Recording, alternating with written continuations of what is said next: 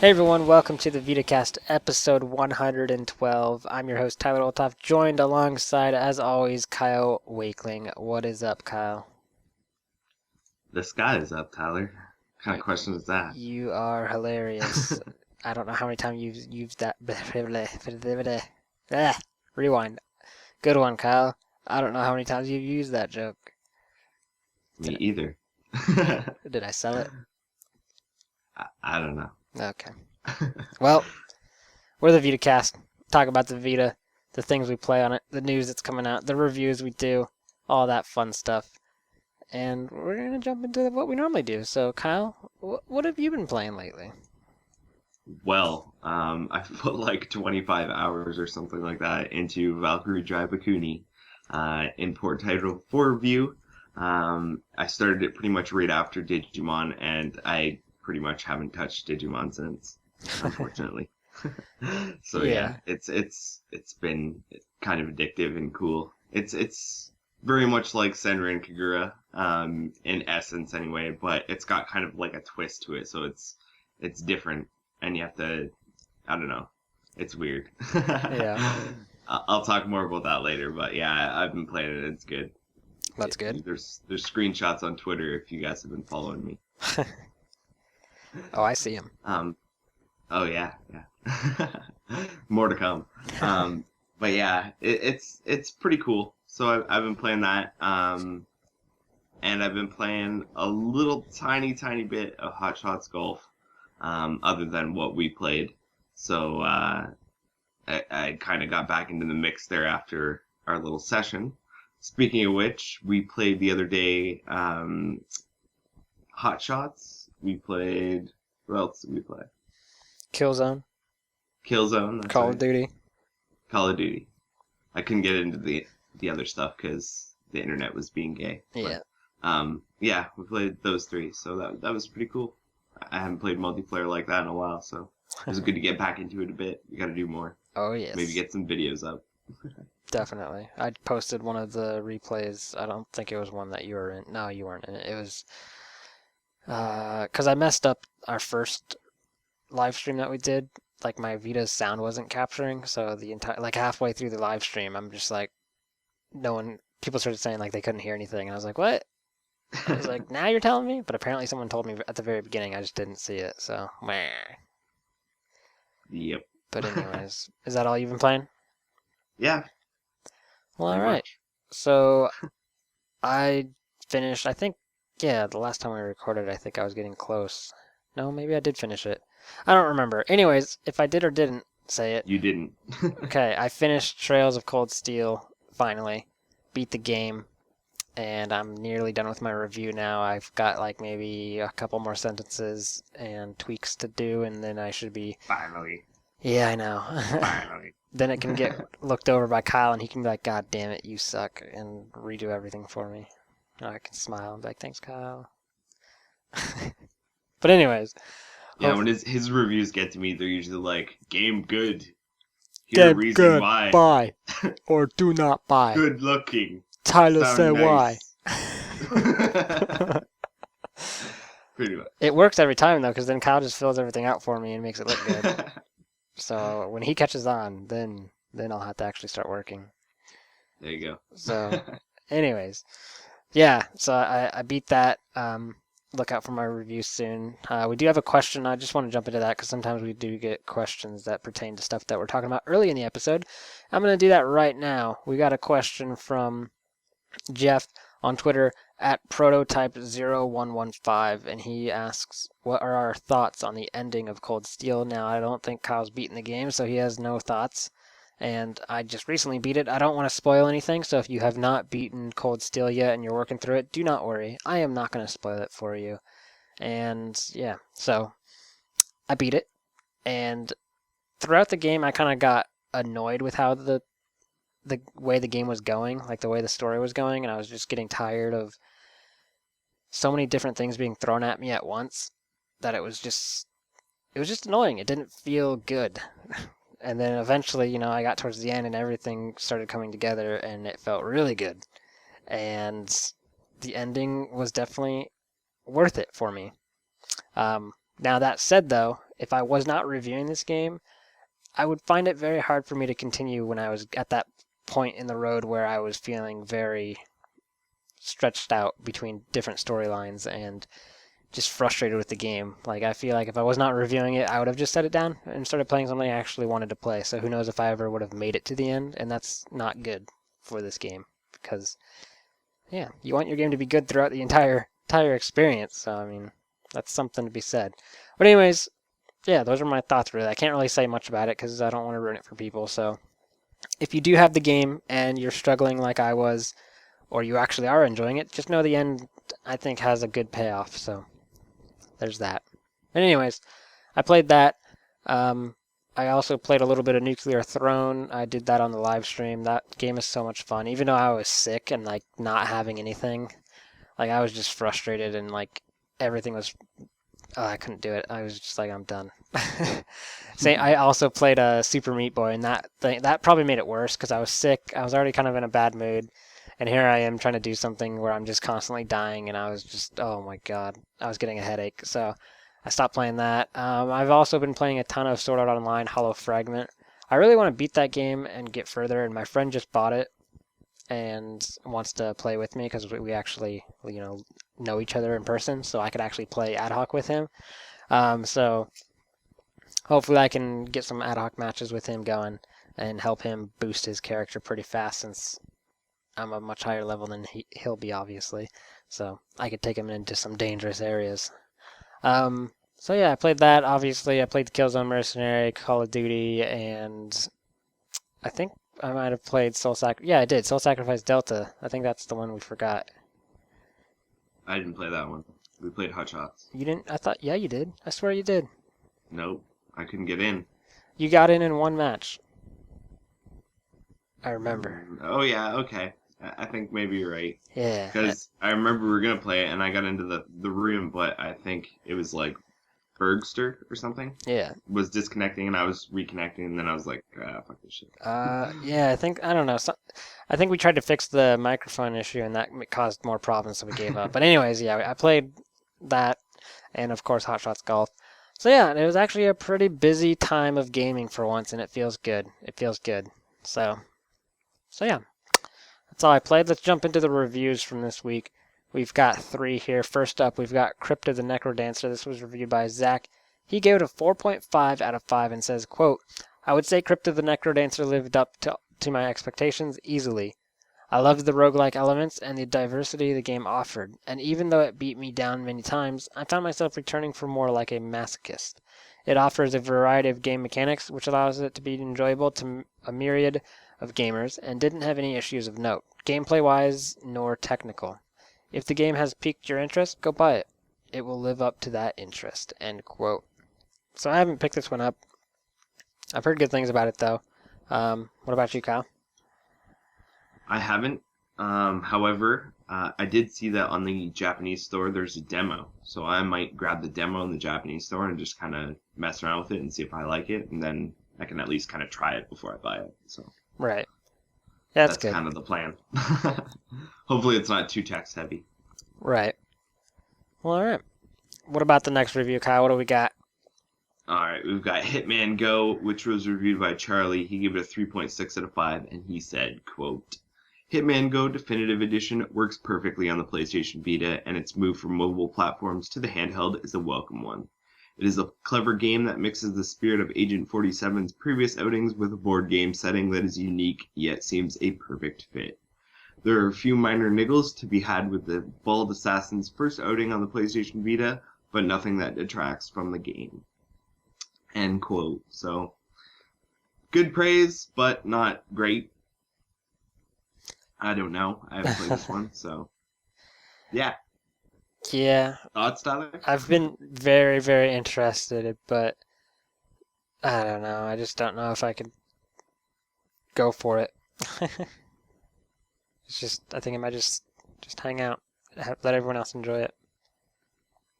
Hitman not going. No, that was good. That was very clever. All right.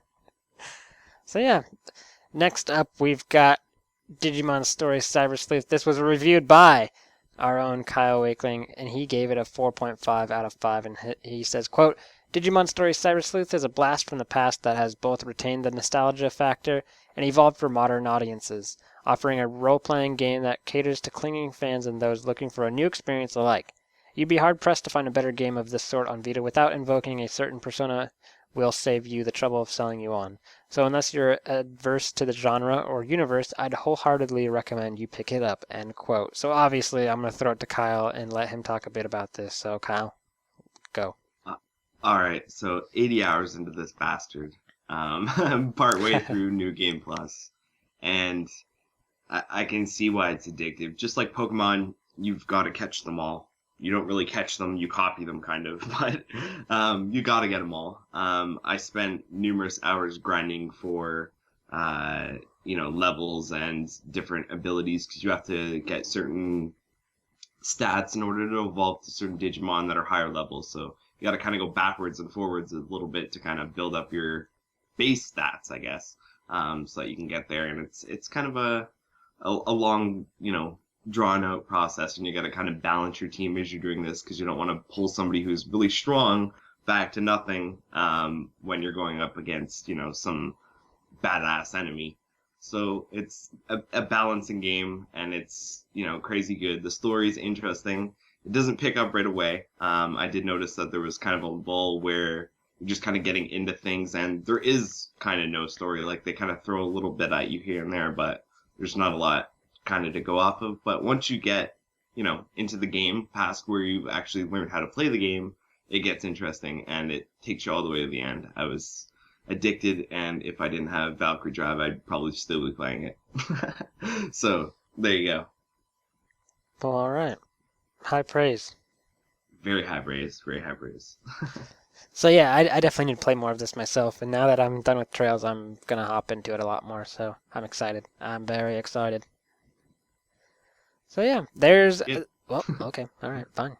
Wow. Fine. Cool. I'm just saying good, Tyler. That's good. Whatever. No, we got to end the podcast now. I can't go on after that. That's just too rude.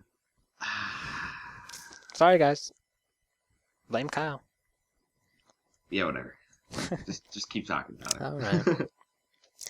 Well, soon you'll see my review of Trails up in the next week's episode. Hopefully, if everything goes as planned. So, let's get to those new releases. We've got the North American list here. First, we've got Foul Play for $9.99, Hitman Go Definitive Edition for $7.99, or I don't think it's $6.39 on Plus anymore, unless it is. Is it still? I don't know. I can't remember. Check that. I don't think it is, but if it is, it's $6.39 if you have Plus. If not, it's back to $7.99. Knock Knock for $9.99, Ninja Senki DX for $4.99, Swap Quest for $6.99 or $6.29 on PlayStation Plus, Croex Lure Sigma for $14.99, Royal Defense Invisible Threat for $5.99 or $5.39 on PlayStation Plus, and Pirate Solitaire for $4.99. And we're covering some of the last week's releases too, since we're terrible and slow. So, anyways, Kyle, what's Europe getting? All right, Europe's getting Hitman Go Definitive Edition for £6.49, €7.99, $11.95 Australian dollars. There's an additional 20% PS Plus discount if that's still on. Foul Play for £7.99, €9.99 or $14.95 Australian dollars. Swap Quest for £5.79, €6.99 or $10.45 Australian dollars. Serialim for £13.99, €16.99 or $25.95 Australian dollars. And lastly, Ninja Senki DX for £4.99, €5.99 or $8.95 Australian dollars. That's it. That's all. Train. Oh boy, here it comes. Yeah. Wow. All right. Not too shabby. What are you gonna get, Kyle? Well, I'm not sure about Ninja Senki, but it does kind of remind me of, those platformers of way back in the day. So I'm kind of interested. That's one I kind of have to look into more. Hitman Go, for me, just like you, I'm not sure if I'm going to go there. It seems like one of those things that it's just kind of too far outside what I got interested in Hitman for to be interesting to me. So I don't know.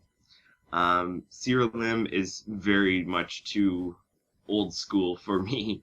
I've put together many a trailer with that included, and just from watching the footage, I can say no. Swap Quest, I don't even remember what that is, and Foul Play, I don't remember what that is either for some reason. I Foul don't know why. Play is that one that's like tennis in the face, but with, I think, is that? Oh no, Foul Play is the one where you're reenacting Oh the yeah, guy's that's right. like exploits or whatever. Like he's supposed to be an adventurer and he did like awesome stuff, and you're reenacting it, and you have to like please an audience, I think. Yeah, Yeah, that's it right. didn't sound that great to me. I forget what Swap Quest is. I heard good things Knock from Knock. Swap Quest, Oh, but I what haven't is played it? it. Do you know what it is? Some type of RPG, Hmm, like I don't know. I should puzzle probably look into RPG that. thing. I don't know. Knock Knock, I hear is kind of one of those games where you're just kind of thrown in. You have to find your way around, and it's supposed to be kind of spooky. So that one's kind of on my radar. Although $9.99 is not a price I would like to pay. Just at the information I have, and the rest I couldn't even be bothered to list off. Well, all So yeah. right. Yeah, for me, I don't think I'm really gonna get any from here. Like, there's some interesting games, but at the moment, I've got plenty to play, so I'm kind of just holding off for anything that is a must play right now. So yeah, that's about it. So let's get into that big list of news we have to read now. All right, You ready? I'm ready. Because I'm not. Let's do it. All right. First up, Pankokapu, The Dreamkeeper is a 2D episodic action platformer made by the French developer Two Kind Studio and planned to be produced in episodic format. The whole game will consist of 4 episodes, including 2 chapters each, and a planned full release in summer 2017. The Vita version will get the full release if enough backers are found for the project. The game was on Kickstarter last year and gathered €53,120, which not only completed the funding goal but achieved also several stretch goals. With this new skins, professional voice actors, and a PS4 and Xbox One port could be assured. Unfortunately, the game was kept short of reaching the most important goal for us, as a PlayStation Vita port of the game was set at €60,000. The campaign had fallen €6,880 short, potentially denying us that great-looking game to our favorite handheld. The developers still want to realize a Vita version, have opened now a Slacker Backer PayPal page where people can pre-order the game. The upcoming money counts towards the original Vita stretch goal and makes it still possible to make it a reality. The game will be sold on the page until the end of March with the same rewards from their Kickstarter. This means €20 for the full game, €35 for the game plus the soundtrack, new skins, and your name in the credits. €45 adds up to a digital art book, and $55 gets you everything mentioned before, plus some special backer sets of weapons and armors. From €70 to €150, you can also add physical rewards to your digital goods, such as a plush, the original soundtrack, an art book, or even a signed and numbered canvas of the art director. As you see, around 300 gamers pre-ordering the game now can already make it happen, so Vita community, this is your job for us. This is a job for us. Head over to Slackerbacker, either manually or via link on the post on our site, and help make it a reality. Koei Tecmo has released new details for the upcoming Samurai Warriors 4 Empires. First up is a scene substitution. You'll be able to fully customize your playable character by changing things such as appearance, leadership, wisdom, political attributes, movesets, family crest, and Muso Kanji. Created characters will be fully integrated into the game, meeting and becoming part of the lives of historical figures. You'll even be able to swap historical characters with custom characters in unlocked movies and cutscenes. There will be loads of customizable options, everything from decorating rooms with unlockable wallpapers to being able to hang banners that can be collected by completing missions. Not only are these banners decorative, but they can also offer extra bonuses such as increased income, supplies, commerce, and fame. Samurai Warriors 4 Empires will release digitally in Europe on March 11, 2016, with the North American release following on March 15th. Next up, new details have been released for the upcoming Nippon Ichi title Rose in the Old Castle of Twilight. The titular Rose has an ability called Power of Thorns. With this power, she can absorb the power of blood from others and transfer it into objects. Rose is not the only one in the castle, however, as a big and powerful giant has also awakened. Together, Rose and the giant will need to help each other as they explore the old castle. New screenshots have shown some of the obstacles Rose and the giant will face on their journey, including a device that can send objects flying in mushrooms, which can cushion or springboard you when dealing with heights. Rose will also come across canvases lining the walls of the castle, and by using the powers of thorns, you'll be able to change the image. You'll have to be careful on your journey. The castle contains many enemies, such as the carnivorous plants and monstrous soldiers that will approach and attack Rose when they detect her. There has also been revealed to be a secret shadowy character in the old castle. It can sometimes be a hindrance to Rose and the giant, and it's unclear to Rose if this character has some kind of crude grudge against them. Occasionally, you'll come across blood seals, which are doors that have become entangled in large thorns. To untie the thorns, you'll need to use a lot of blood, meaning Rose will need to make big sacrifices if she wants to advance. Speaking of blood, not all blood is the same. Sometimes Rose will be able to see memories hidden within the blood. Those memories will be the key to finding out what has happened in the ruined old castle. Rose in the Old Castle of Twilight is due out in Japan on April 26th. Alright, moving on. Falcom has released some new information about the battle system for the upcoming action RPG Ys 8 Lacrimosa of Dana. Weapons that your characters equip will have one of three different attack types: slash, strike, and shoot. If an enemy is vulnerable to attack type, then certain weapons will cause more damage than others. This means that it's worthwhile switching between characters while fighting in order to deal maximum damage to an enemy. Edel's sword will have slash attribute. Slash attacks work well against soft-bodied enemies that absorb impact. Zahad's anchor weapon, will have the strike attribute. It deals large amounts of damage to enemies with hard shell-like armor by inflicting direct blows. And Laxia's rapier will have the shoot attribute, a long-reaching, long-distance type attack. Shoot is weaker than slash or strike, but is a much more agile weapon which works well against flying types. Besides the increased damage, there is another reason to attack enemies with attributes that they have a weakness to. After receiving a certain amount of damage, enemies will enter a break state. When in a break state, the enemy will be weak to all three attack attributes. As well as this, they will sometimes drop rare items, and flying monsters may no longer be able to fly. Moving on, Falcom has also announced that Adol won't be the only protagonist of note in Ys 8 Lacrimosa of Dana. They'll also be playing as the titular Dana. The stronger and faster Dana will be available to play when Adol's asleep, her story playing out in his dreams. Aside from a change of pace, though, Adol and Dana's stories will have an effect on each other, so choose your paths wisely. As for Dana herself, she may look lovely and gentle, but don't be fooled. She regularly surpasses those around her by being bold and imaginative. Her attack attribute is slash, and she uses two highly curved crescent moon swords. Dana is never seen in the Eresia continent, though she seems to live in an area that possesses an advanced civilization. The real question, however, is who is Dana? Why does she only appear in Adolf's dreams? And what is the truth hidden on the Isle of Siren? You'll have to play the game to find out. Ys 8 Lacrimosa of Dana is set to release on PlayStation Vita this summer in Japan. Idea Factory International has released some more information for the characters in Trillion God of Destruction. So without further ado, allow me to introduce you. Ash Media holds the crest of lust. She enjoys teasing Diablos in a flirty and seductive way. She has an unusual kink in that she gets very excited by hearing a dying foe's cries, and shivers with the pleasure at the thought of defeating Trillion. Next up, we have Diablos' niece, Roosh. She's the older sister of Purpel and holds the crest of pride. Ever since Diablos lost to Trillion, she has looked down on him. She plans to defeat Trillion and become the next great overlord and rule the underworld. Although she is very intelligent, she is also proud, selfish, and domineering. Figor is Diablos' older sister and holds the crest of Sloth.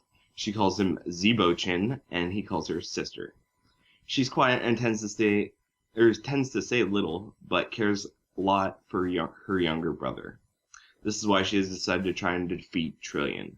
She's extremely lazy and is always sleeping, but don't let that fool you. She actually possesses powerful magic that can even surpass Diablos's. Lastly, Elma is Diablos' younger sister. She has a somewhat frail disposition, and because of this, she usually stays inside the Great Overlord's castle. She really wants to be of some help to Diablos and who she calls her dear brother, and she really looks up to her older sister Figor due to her being a powerful magic user. Elma has a pet called Cerberus. He used to be a large, fearsome beast that guarded the entrance to the Great Overlord's castle, but was unfortunately shrunk down due to the miasma. Moving on from characters, Idea Factory International has revealed their limited edition version of the game, available for pre-order via Idea Factory International's online store shortly. The 99 US Trillion God of Destruction limited edition is set to include the following items: Trillion God of Destruction for the PlayStation Vita system, Trillion sticker set, Trillion official art book, Trillion official soundtrack, Trillion Beach Day poster, reversible cover sleeve, and collector's box. Is that enough to satiate your collector's itch? Trillion God of Destruction is due on March 29th in North America and April 1st in Europe. Pre-orders open March 8th at 10 a.m. PST. That's Pacific Standard Time. Kicking on, another long one. Sorry, guys. A recent issue of Famitsu is chock full of information about the upcoming game Hatsune Miku Project Diva X. The newly revealed bits are as follows. Using augmented reality and the Vita's built-in camera, the ability to take photos of up to 2 characters in various poses as if they were actually in the real world, putting the Vocaloids from the game in the palm of your hand, quite literally. In the live quest mode home screen, you'll be able to communicate with Hatsune Miku and other characters. You'll also be able to decorate your home with one of many different themes. Communicating with Hatsune Miku and the other characters is tied to the rhythm game element. What this means is that you play through the live quest mode, you'll shorten the gap between yourself and the characters. By raising the friendship level you have with everyone, you'll gain small advantages in carrying out quests, and new quests will unlock. To raise your friendship level, you can give items as gifts. You'll receive items by playing the rhythm game. If an item is giftable, it will be indicated with a present mark. Some gifts will make characters happy, while others might not have quite the same effect that you were hoping for. Event scenes are unlocked based on the item that you give. After meeting certain requirements, you can trigger a special present event where you'll get hints which you can use to find the perfect present. By giving the perfect present, your friendship level will increase greatly. The presents you give can be used to decorate your home. Different modules will have different effects on your character. For example, a cool module will make her behave in a cooler way. You can also touch the screen to poke the character. How she will react depends on the module worn. Lastly, the game will have an album menu where you'll be able to view events that have occurred during the live quest mode, as well as visual images that you collect by playing the rhythm game. Hatsune Miku Project Diva X is due on March 24th in Japan. New information from Koei Tecmo has given us a better idea of Dead or Alive Extreme 3's event Paradise Mode, Owner Shop, and Casino. This time around, we get a ton of information on the bonus mode of the game, the ones where you're not kicking the hell out of pretty people, being the Extreme 3. Venus is a vacation title in the Dead or Alive series. There's actually a lot to do besides fighting.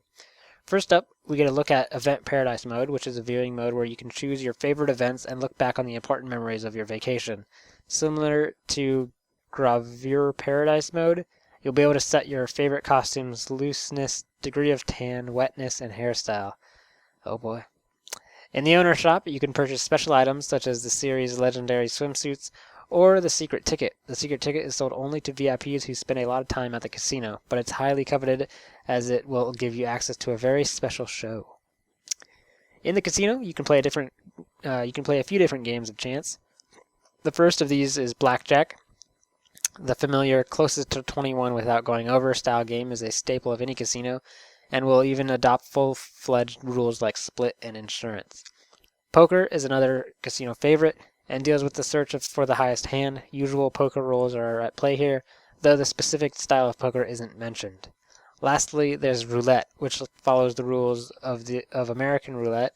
Using the basic 00 rules, you'll place a bet on even, odd, red, or black within the time limit and hope for some luck. Dead or Alive Extreme 3 Venus is set to release on March 24th in Japan. Some word. NIS America has announced that they're bringing creepy survival horror game Yomawari to the West later this year. Announced at their annual press event, Nipponichi Yomawari Night Alone is officially coming to the West. The release set for sometime in late 2016. The title follows a young girl who has lost both her dog and sister to their creepy little town and sets out to find them. Here's the official description via the game's new website. Quote, a young girl is walking her dog Poro around town at dusk when a tragic accident forces her to return home with only Poro's leash in hand. The girl's sister commands her to stay home while she goes out into the night to search for the dog. Time passes. Growing impatient, the girl decides to search for her missing sister and dog herself. But when she steps foot outside, she realizes that this is not the same town. The darkness has made the town unfamiliar, and she appears to be utterly alone, save for the spirits that stalk her. The girl must hide from, outsmart, or outrun the hunting spirits while she searches for clues to find her loved ones. Does Yomawari sound good to you? That's confusing. Damn it, Kyle. Look at you. Kyle and I have been hoping this one comes over for a while, so you know we're in. Oh, yeah. Definitely. And we've got more. Yomawari Night Alone wasn't the only PlayStation Vita announcement at NIS America's yearly press gathering, as they also announced that detective-oriented visual novel Psychopath's Mandatory Happiness will be making its way west. Here's the story details via NIS America's website. Quote, in the near future, advanced technology developments have allowed one's mental state and disposition to be quantified and profiled. For the public's welfare, all emotions and thoughts are documented and managed by the civil system. This system measures the quality of each person's life by what is known as the psychopath, a reading of an individual's mind, broken down into two main components. The psychopath is the system's omniscient, that's the word, eyes of justice. One of these components in the hue, which is a visual representation of the psychopath that conveys a person's stress level. The other is the crime coefficient, which is a numerical value that represents a person's criminal capacity. This number determines whether an individual requires enforcement by the detectives of the Public Safety Bureau. Detectives are divided into two groups: enforcers, who are tasked with the investigation of crimes and the apprehension of criminals, and inspectors, who are charged with managing the enforcers. The site goes on to detail, that's end quote. The site goes on to detail the game's setup, noting that you can choose between two detectives to play as: Nadashiku Kugatachi, an inspector, or Takuma Tsurugi, an enforcer. Your choice of who to play as well as your choices during the course of the game, will determine the outcome of the story. You'll have to make your choices wisely, as you want to achieve everything you need to in solving your cases and get to a proper ending for that matter. Psychopath's Mandatory Happiness will release in the West sometime this fall. Alright, kicking on. Furyu has announced a new RPG for release in Japan, and it's being developed by none other than Persona 1 and 2's scenario writer. Role-playing title Caligula has been announced in this week's issue of Famitsu, and has been revealed to be the next title from Persona 1 and 2 scenario writer Tadashi Satomi, in conjunction with Furyu director Takuya Yamanaka and illustrator Oguchi.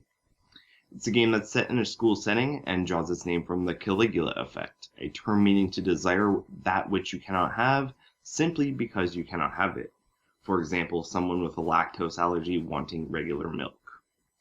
The game takes place in Mobius, a virtual reality world where the inhabitants repeatedly live out 3 years of an ideal high school life, over and over again, with no recollection of the real world. It was created by vocal software, I think that's Mu, who used it to save those who were in despair in the real world. It doesn't matter what you are on the outside, in Mobius everyone is a high schooler. However, some of the students in this world begin to realize that the world they live in isn't real. They form what they call the Return Group, seeking to find a way to return to the real world. There's also a group called the Ostinato, which is a bunch of musicians that are opposed to the main characters. They compose music for Mu and seek to destroy the Return Group. As for the player, they'll take control of the leader of the Return Group, exploring dungeons and fighting battles. Battles will transition seamlessly from exploration and are set up as a command-based orthodox system with combos.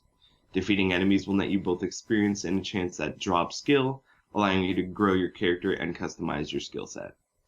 The game is built for depth in that regard. Developed in part by Sword Art Online's Hollow Fragments Aquaria, with sound by Masuko, Caligula is set to release in Japan on June 23rd for 6,980 yen. Pre-orders include a visual booklet, a Caligula album CD, an appreciation ticket to participate in a special event, and a product code for swimsuit outfits. Moving on. Degeka has revealed some news regarding their upcoming DLC releases for Shoot 'em Up Darius Burst Chronicle Saviors. Darius Burst Chronicle Saviors is getting quite a bit of DLC, it seems, with the first of it now set to hit on March 17th. The first round of additional content will include packs called Ray Force, Night Striker, and Metal Black. The second round of DLC content will be released at a currently unknown date, and is based on a name for Sega Classics Space Harrier, Galaxy Force 2, and Fantasy Zone. Each of these packs will include one new ship from the game of the same name, unique levels, and remixed music, sourced from the game of the same name as well. These additions play similar to CS mode in 69 aspect ratio, and the new ships will only be available in their respective DLC levels.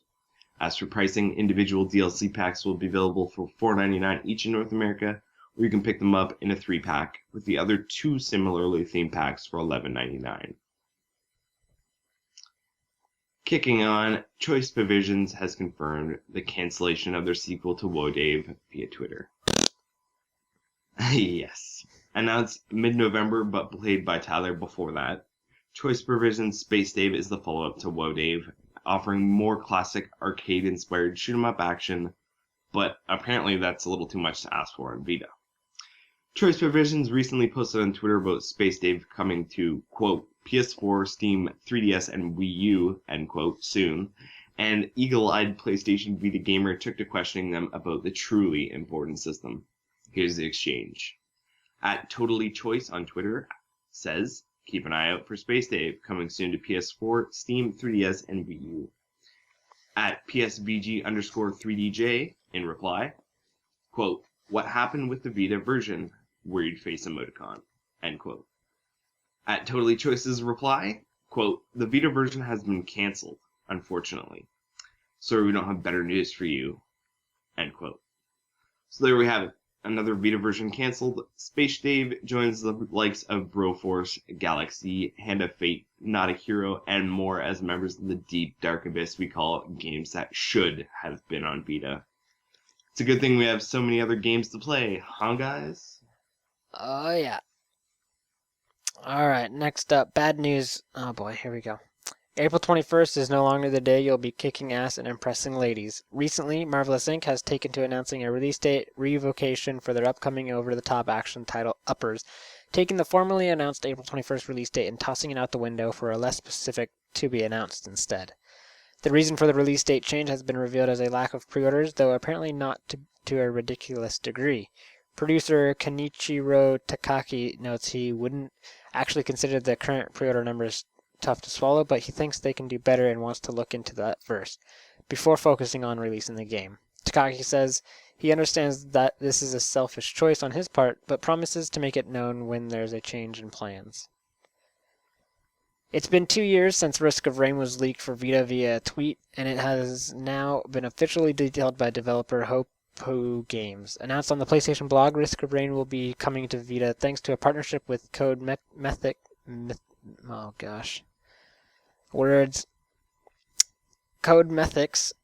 The Vita and PS4 versions set to feature automatic matchmaking, something previously not found in the PC version. More surprising, Risk of Rain will feature cross-platform play between PS4 and Vita, allowing friends across systems to lobby up and play the game together.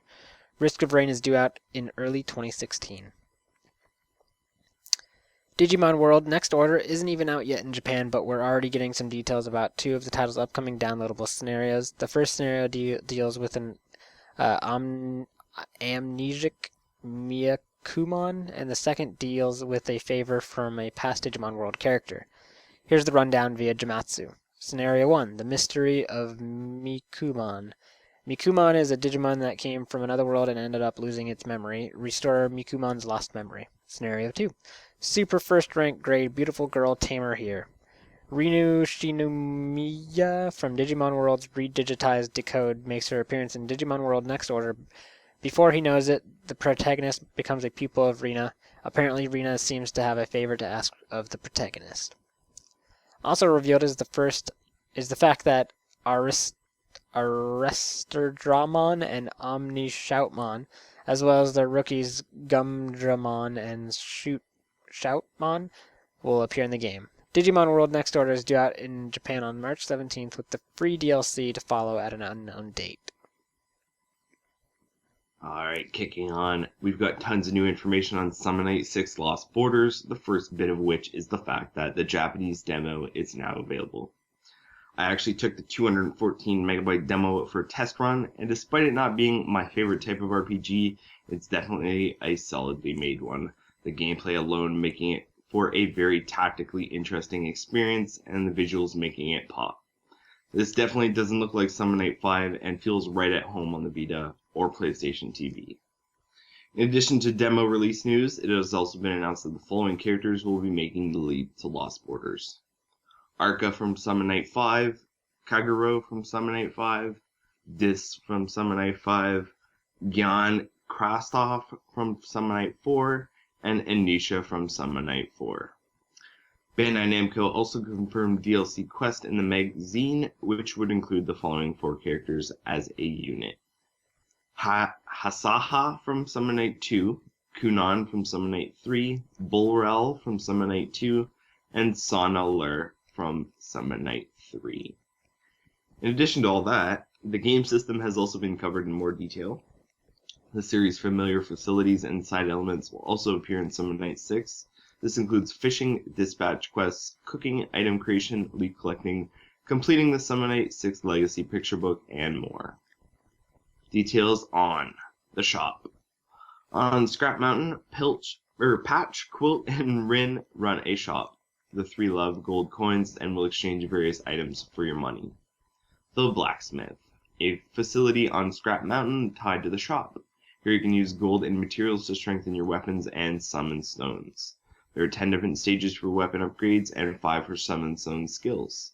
In addition to improving ability and effectiveness, when strengthening level reaches a certain stage, new skills can be learned as well. Fishing.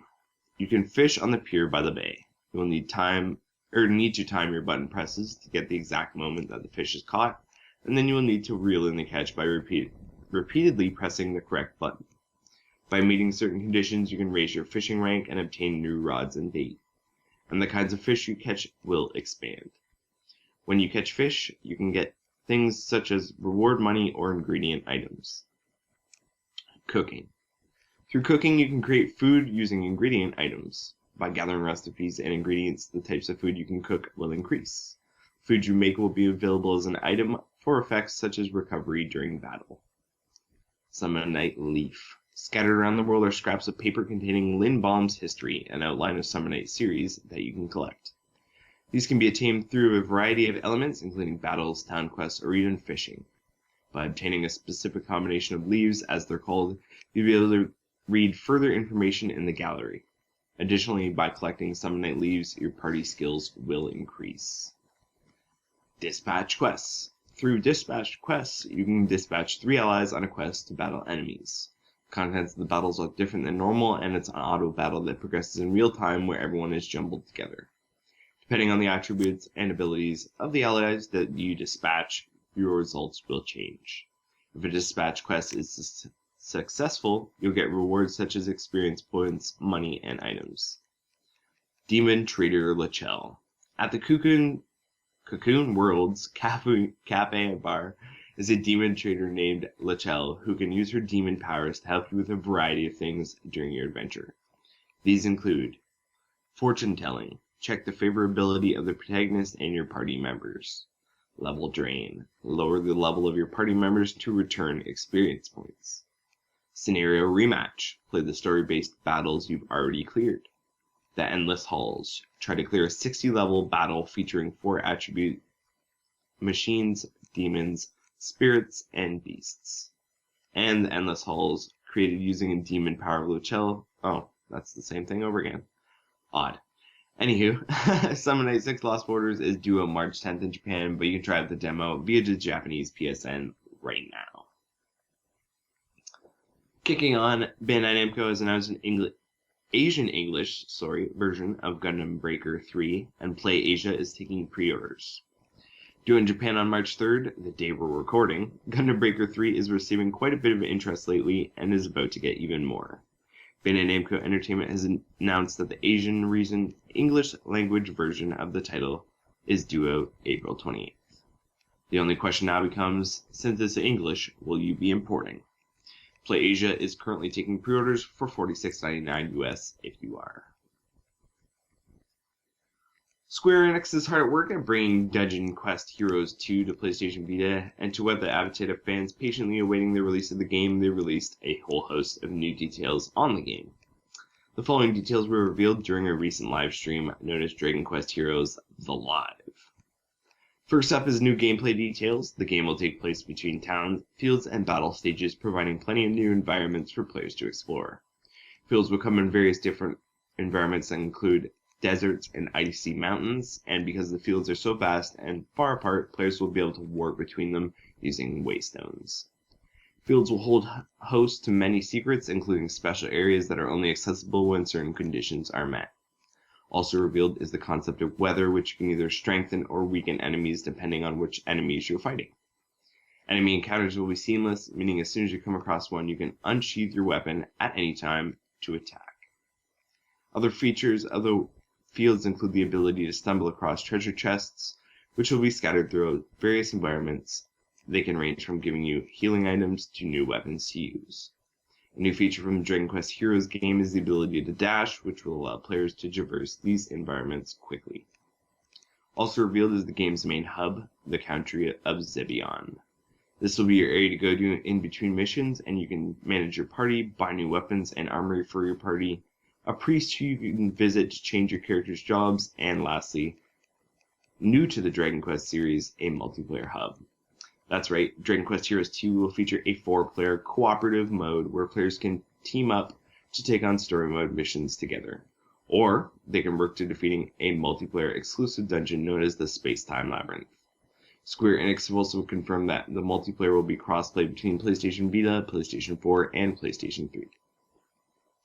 PlayStation TV support was also confirmed for the game, meaning that PlayStation Vita owners can enjoy the game on both the small and big screen, as well as was DLC, which will allow players to take control of character from Dragon Quest Heroes, the World's Tree Woe, and the Blight Below, including the game's main protagonists, Lucius and Aurora, amongst others. Pre-order bonuses were also confirmed for the game, including Dragon Quest I costumes for Razzle and Teresia, as well as a Genki Dama item to use in-game.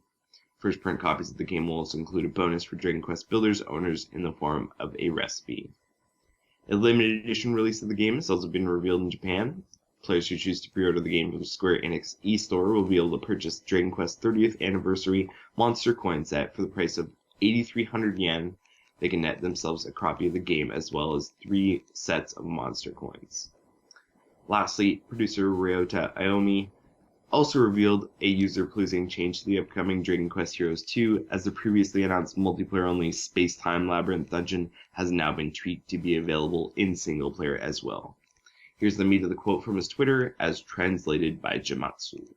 Quote, "At first, the Space-Time Labyrinth was a multiplayer-exclusive dungeon, but after the February 24th announcement, after considering everyone's heated requests, we've decided to make single-player gameplay possible as well." End quote. Ryoda adds at the end of the tweet that more information will be available in the next Nico Nico broadcast, which is set to air on April 8th. Dragon Quest Heroes 2, The Twin Kings and the Prophecy's End is currently set to release in Japan on May 27th. Alright. Next up, Infinite Tap Games' Never-Ending Nightmares is making its way to Vita this year. With a PlayStation blog post, Infinite Tap's creative director Matt Gilgenbach revealed that the game is slated for second quarter 2016. In Never-Ending Nightmares, you play as Thomas, a weak young man who you discover as the game progresses to be trapped in progressively worse and worse nightmares. You must flee and hide from what takes place in the nightmare in order to awaken him in the real world. The horror game also features branching narrative, where depending on which path you take, you'll experience a different nightmare and ending. For Vita and PS4, Infinite Tap improved the way branding narrative paths worked, wanting gamers to experience it all. The development team made it easier to get the branching points and more obvious to recognize. Gilgan Bach says the game is a, quote, a very personal game for me because it's meant to metaphorically express the experience I've had dealing with mental illness, specifically obsessive compulsive disorder and depression. It was a real challenge to develop a game to express those dark feelings, but my team and I have created a really unique interactive experience. I know I called it a game above, but I think interactive experience is a more apt description, end quote. He further elaborated on the themes and design of Neverending Nightmares. Quote, Neverending Nightmares is designed to explore the darkest and most negative emotions: fear, anxiety, hopelessness, pain, and frustration. It isn't a typical game where you are faced with challenges and can win. We worked really hard to make the players feel trapped and helpless when playing the game.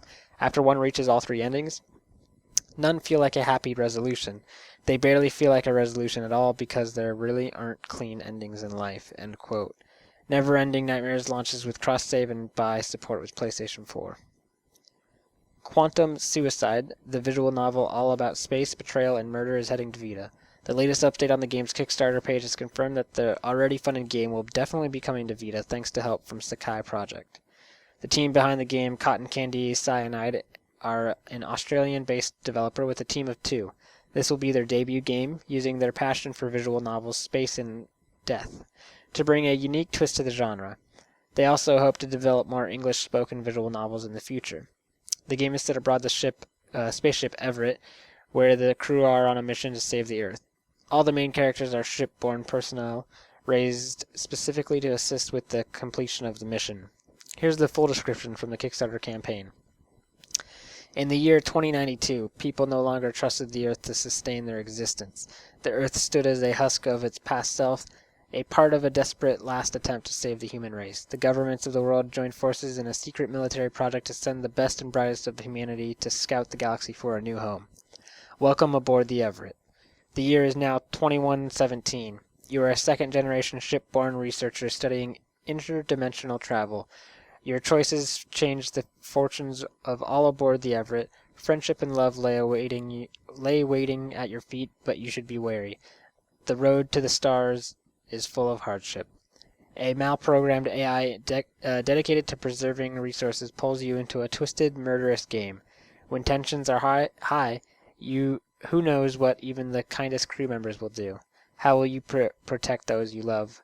Will you betray friends to save yourself? Will you be slaughtered in cold, empty space? Will you slaughter? The story does certainly sound interesting, with a unique story distancing itself from your typical romantic visual novel. Initially, it was looking like any hopes of a Vita release were dashed with a PSN stretch goal of 75,000 and only 39,000 raised with 3 days to go of the campaign. Luckily, the American publisher has stepped in to ensure a digital Vita version will in fact happen. Yay, Vita!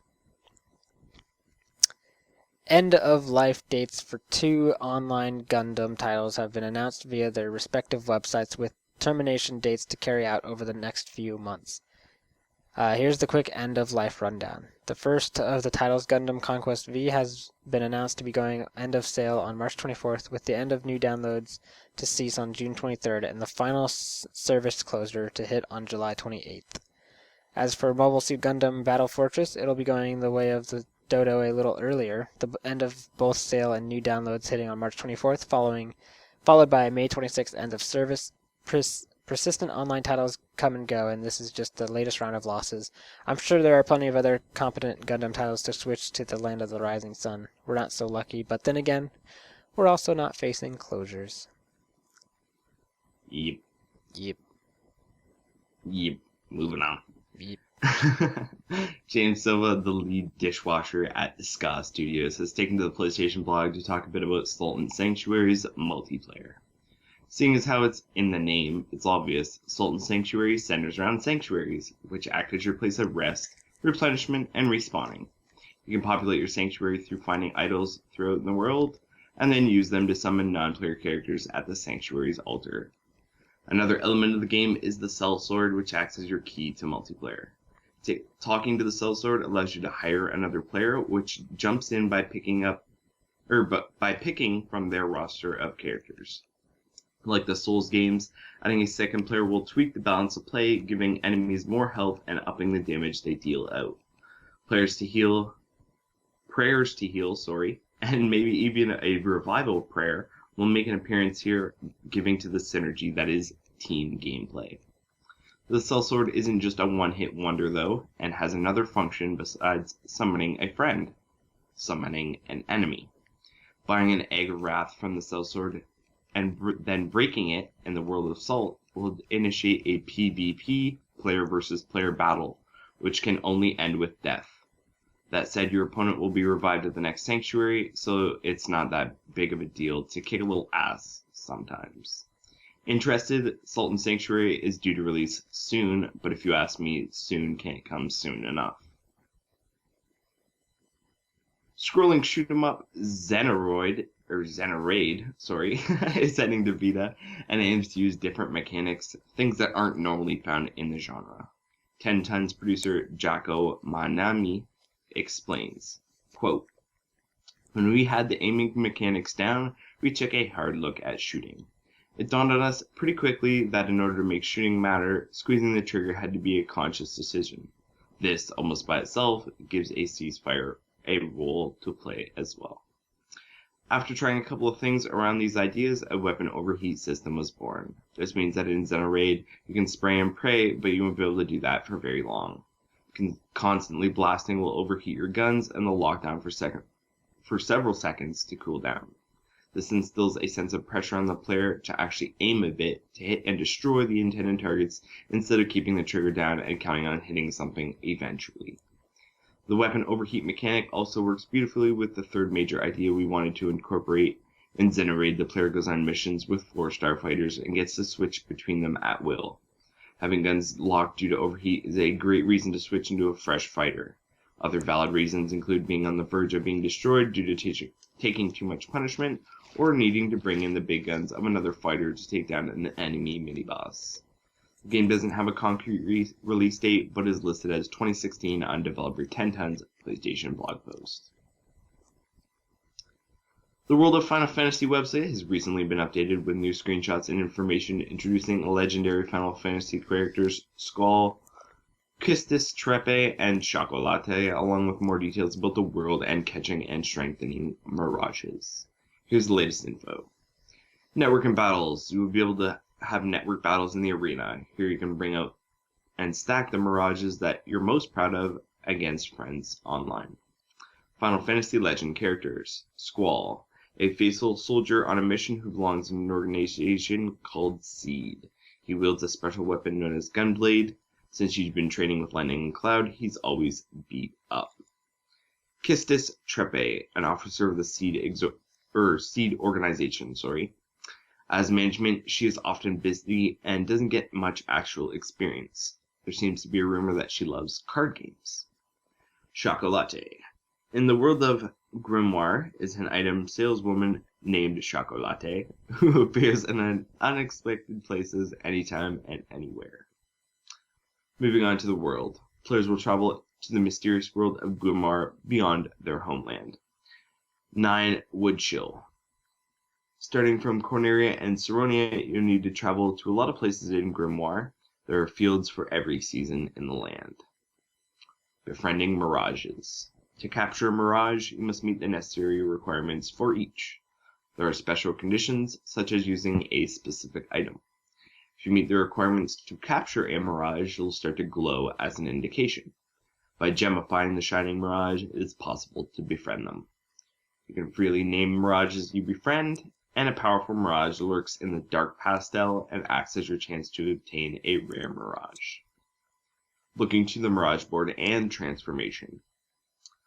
Using the mirage board, it's possible to teach new abilities and raise the stats of the mirages you befriended. Various boxes are lined up representing set upgrades and are lined up across the mirage board for each mirage. Each costs skill points to unlock. Some blocks cannot be unlocked until you've met specific requirements, and you'll acquire skill points by leveling up your mirages. Mirages you take along with you and keep in your battle reserve will also receive experience points. On the Mirage board, there are also blocks for transforming mirages into more powerful forms. When you transform, each ability you previously unlocked can be inherited by the new form. However, exclusive abilities do not carry over. It's also possible to de-transform. World of Final Fantasy is set to release on the PlayStation Vita sometime this year, so keep an eye on the site for more as soon as we have it. Alrighty then. Next up, and the last piece we've got here. The PlayStation TV is being discontinued in Japan. According to Destructoid, via NeoGAF, producer on the PlayStation TV has stopped in Japan.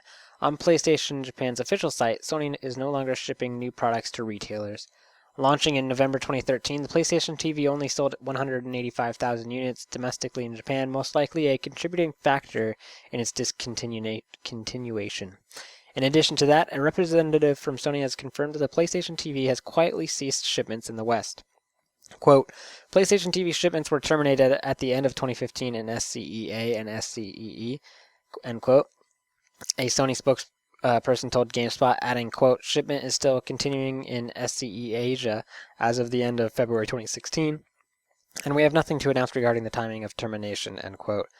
With this bit of information put into the mix, it adds up that the PlayStation TV has been discontinued across the Japanese, North American, and European regions.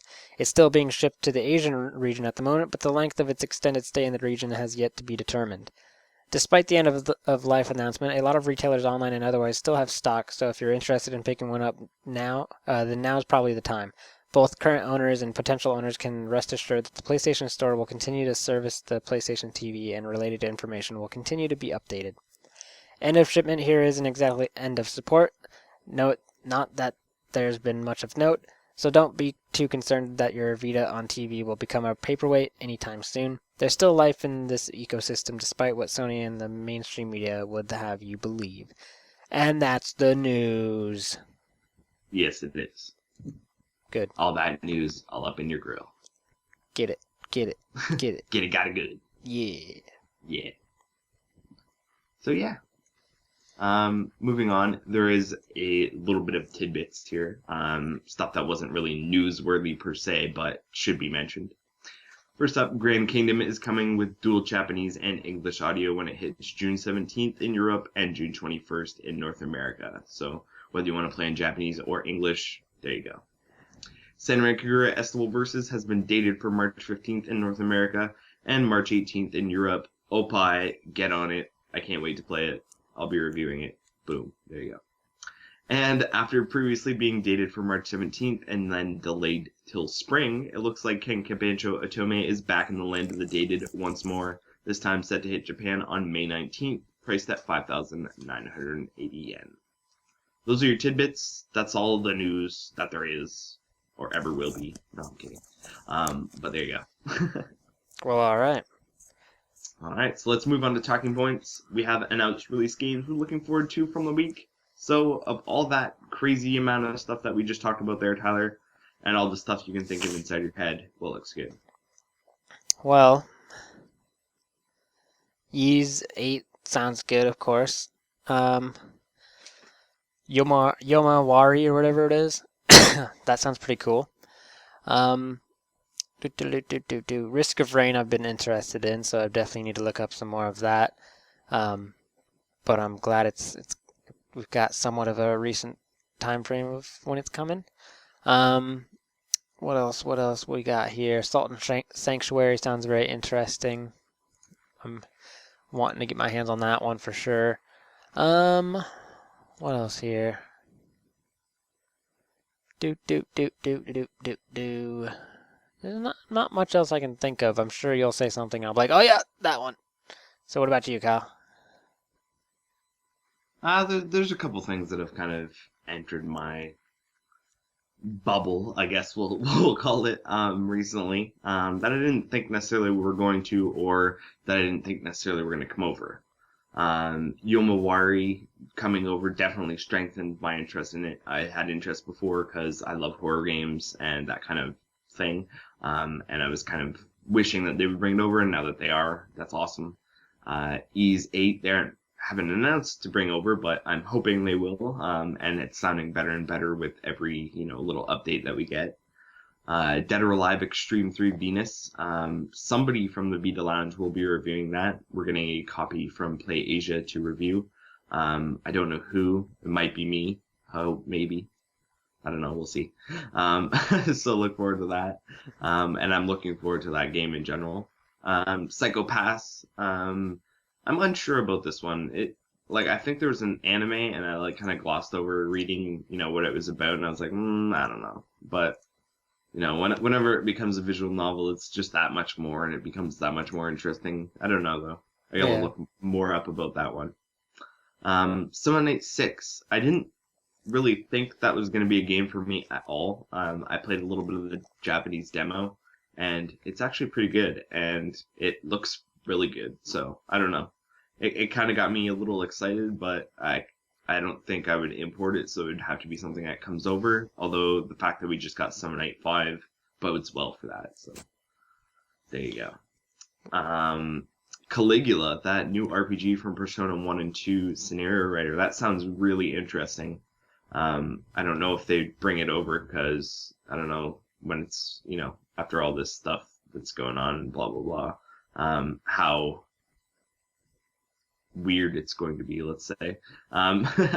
But if they can bring it over, I'd love to see that over here. I think we could use some more stuff from the minds that were behind Persona stuff, because Persona stuff is pretty awesome. Yeah. There's so much here. Uppers, I can't believe that they revoked the release date. I think that's kind of ridiculous, but it was something that I was kind of, if it came over, I would have probably bought it. Whether it was right away or not, I don't know, but it was interesting enough from what I played in the demo that I think it would be something I would go back to and get. So that's kind of on my radar, but it's not looking good with those pre-orders and the revoking of the release date. Yeah. What else we got here? Some good stuff. There was one that I don't remember which exact game it was for some reason, but you were just reading it a minute ago, and it was visual novel. That space one? Yeah, that sounds like Danganronpa kind of in space. That was kind of, I don't know, it kind of perked my interest a little bit for that one. So yeah, I'm going to have to look into that one a little bit more too. And lastly, what was it? It was something important. Damn it, Tyler. Damn it. It's all your fault. Sultan Sanctuary. That's it. Yep. Sultan Sanctuary. That's awesome that's we're getting these details from multiplayer mode, and it's seeming so much like Souls. Like, at first I was like, this, system for multiplayer is kind of jank and blah, blah, blah. Especially playing in Bloodborne. And then, after all of that we've played, it kind of makes it better because it's not so easy. You know what I mean? Like, when you get that extra player, it's not like, oh, you just breeze through the game and then it's done. Right. Even if you get an extra player, it's like, oh my god, this is so still fucking hard, man. Oh, yeah. So I like that kind of challenge, and I think this is one of those games that's going to bring that out. So I can see myself investing lots of time into that one. Oh, we're going to have to live stream that game. Oh, yeah, definitely. And the Grand Kingdom and Senran Kagura news is awesome. I'm not sure if I'm interested in Grand Kingdom yet, but it's on my radar. And Senran Kagura, as I said, I'll probably be reviewing, and I'm definitely looking forward to that. Playing Valkyrie Drive Bakuni is like a lead up kind of to it. It's nice. So yeah, there you go. All right. Lots. Definitely. All right, let's get into talking point. Wait, there's one more, isn't there?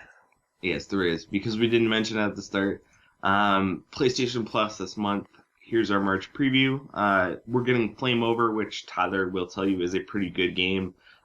Basically, you play as a firefighter and go around, putting out fires and saving trapped, ridiculous citizens that get themselves locked in fiery rooms and shit. He played it on the live stream and I watched a bit. I have it, but I haven't played it too much, so he probably knows more than me, but it looks really good, and it's one of those things that are kind of up there on my list, so hopefully once I get some of these bigger games out of the way, I can get to that. Yeah, it's But definitely yeah, fun. great. So, what the hell? Why do I keep knocking something over? Anyways, so yeah, you should definitely check that one out. All right, and the other one for the month is a really odd one, and it's a launch title, and that's Reality Fighters. So if you're looking to beat the crap out of, ridiculous characters in, I guess, augmented reality settings, then there you go. I don't know. I tagged it, but I don't know, Tyler. This just seems ridiculous to me. Yeah, I don't But at know. least, but at least we got two Vita titles because they've been throwing PSP titles at us every once in a while, and I'd rather Reality Fighters than a PSP title that I will absolutely never touch. That's true. Makes sense. Well, So yeah, there we go. that's what's free. It's free now. Go get it. There you go. All right, now let's jump into that listener mail. All our questions today are coming via Twitter. So let's get into it, Kyle. All right. So first question we got here is from that one Andrew A. And that's his at that one Andrew A. It's spelled exactly how it sounds. The one is spelt out. It's not the number one. And he asks, Vita TV getting discontinued. Thoughts? I saw it coming, but at the same time, I didn't want it to happen. It's one of those things that just like the Vita has fallen under the radar, and people just like they don't know what the hell it does or what it is or anything. So how could they buy it? And then this whole whitelist and all these different little things that it can and can't do that the Vita can and can't do. It makes for a confusing product. And even though I have two and I love them, I can see why people would gloss over them and not get one, or not even know about it at all, as I said. So yeah, it's shitty, but I kind of saw it coming. Yeah. Yeah, I definitely saw it coming too. It sucks. I was thinking about getting one, but as time went on, I just really didn't think I ever needed one. And yeah, I still think I don't really need one. So I guess I'm part of the problem, but it just wasn't something I needed. So yeah, it sucks, but what you gonna do? All right, next question. Thank you, Andrew, for that question. Next question, we've got one from Jeff. Again, he's got a ton of questions here. At prototype 0115 and asks, whatever happened to Freedom Wars 2? Shit, I have no idea. I didn't know there was a Freedom Wars 2. It's because there Like, I wasn't. mean, I know they were saying if it does good, we might make another, but there was no, hey, we're making Freedom Wars 2. Right. So I don't know. Maybe they're making it. Maybe they're not. Nobody knows. Yeah, if they do make it, it's definitely coming to PS4 also. Yeah, it won't be singular platform if it's on Vita at all. Yeah. We know Which, they like to take our exclusives. yeah, which I mean, I'm fine if they decided to make another one, because I loved Freedom Wars. It was an awesome game. Check out my review. But yeah, I would love that. So yeah, thank you, Jeff, for the question. Another question from him. We've got, do you expect that there will be an announcement to bring Next Order to the West after the Japanese release? And he's talking about Digimon, I believe that's Next Order, right?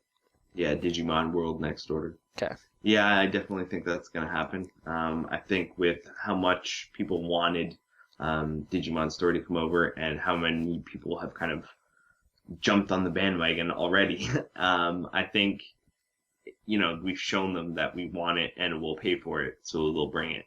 And hopefully we won't have to beg them this time. Yeah. Maybe physical, hopefully.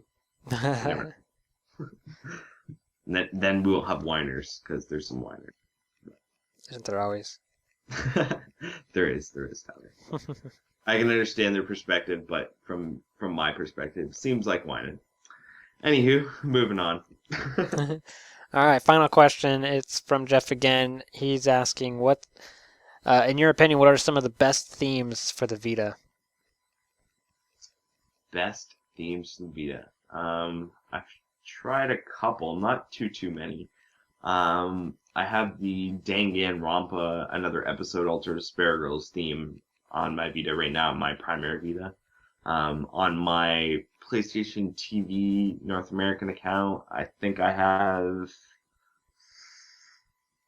the Digimon theme that comes with the bundle, and on my Japanese Vita, I have the Senran Kagura Estival Versus theme, and those are my 3 favorite themes.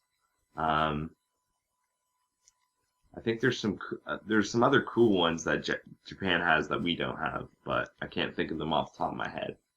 But yeah, those, I don't know. We don't have a lot of good ones in North America, so I think I have the 2 best ones. What Yeah. about you, Tyler? I like the Freedom Wars one. I like the Danganronpa one. I'm currently using the Digimon one. But yeah, I'm really liking all the support that these like games are coming out with themes when they release. It's pretty awesome. So yeah, there's You quite know a what, bit. Tyler? What's up? Speaking of themes, I wonder how, like, I know there's a lot of companies that get themes on the PSN that aren't developers. Like, they don't have, like, a dev Vita. I Right. wonder what you need to do to get a theme up, because you know it'd be cool? What's up? A Vita Lounge theme. Even if it Look was it up. just, like, a single picture, like, with styled icons, like a single background picture, or, like, different, like, versions of our icon or something. Right. It'd be cool. Yeah. I think I have looked it up before what it would take, and I couldn't find anything. So if anyone knows, throw some information at me, because I'd like to look into that. That'd be kind of cool. Just send out some tweets to some high up people. I'm sure they could point you in the right direction. Yeah. Well, I'll try and get in touch with people. It's hard with this kind of thing because a lot of people that would kind of be easy to talk to about this wouldn't know, because I know that they haven't put in any themes or done anything like that. So True. Yeah. I don't know. Yep. All right. Well, that's all listener mail. Let's jump into check this out. It's me this week, and the game I think you should be checking out is on sale right now. So there's not many games on sale at this moment, but this one is, and it's a fun game. It's Resident Evil Revelations 2. It's a really good game. It's like a little under $20. Multiplayer, a good story. You get to shoot zombies. I mean, come on. What beats that? So go grab that. It's an awesome game, especially if you have a buddy to play with. Even if you don't, just send a tweet to someone. They'll play. Everyone has it. So yeah, that's my recommendation. Check it out. I think that's it for us, Kyle. Sounds like it. You know, it's not as long as I was expecting the episode to be. Well, it's longer than I was expecting it to be. Really? Yeah. I was expecting like hour 30, maybe hour 45. Yeah, no. I didn't think they were going to be that long. I cut a lot out, like a lot of, not fluff, but stuff that didn't necessarily need to be said or was kind of covered in other things that were said, and I amalgamated a lot of things, so it could have been a lot longer. Well, that's true. I'm glad you did. Because I need to go to sleep now. I'm tired. Sounds like a plan. All right, let's get out of here. If you got listener mail or comments, contact us via mediaservices@thevitalounge.net. You can find everything we talked about today at thevitalounge.net, including any mentioned news, reviews, featured articles, and store updates. We also have a community forum and a magazine. The magazine is available both digitally and in physical copies. You can support the site and get physical copies of the magazine via patreon.com/thevitalounge. You can follow us on Twitter at @thevitalounge. I'm at Mr. PS Vita Reviews. Kyle is at Teflon Tactics. We're also on Facebook. Just search the Vita Lounge, and we just hit 10,000 followers on the Vita Lounge's Twitter. So that's what's up. Go follow them. And we're on YouTube, youtube.com/loungeplay. Kyle's posting videos up all the time, so get up on there. See what's up. Subscribe. This podcast is available on iTunes, Podbean, Stitcher, YouTube, and via direct download on the site. Subscribe to us on there. Rate us. Let us know how we're doing. And that is it for episode 112 of the Vita Cast. Go play those games. Boom. Fuck you, Tyler. Valkyrie Drabakuni time. Wow. Asshole.